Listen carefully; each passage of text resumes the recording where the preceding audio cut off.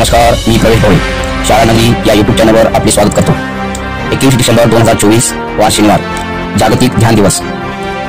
जिल्हा परिषद प्राथमिक शाळा बोरगाव, तालुका भोकर, जिल्हा नांदेड या शाळेत मोठ्या उत्साहात साजरा करण्यात आला।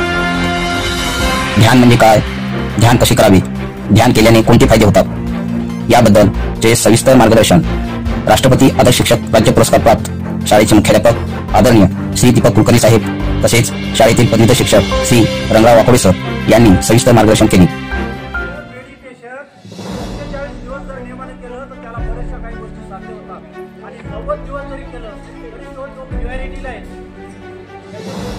त्याचे बरेचसे आजार निघून जातात। हे ध्यान कशासाठी करायचं, रोग मुक्त होण्यासाठी तुम्हाला वाघासारखं करा, आला रे वाघ, आला रे वाघ,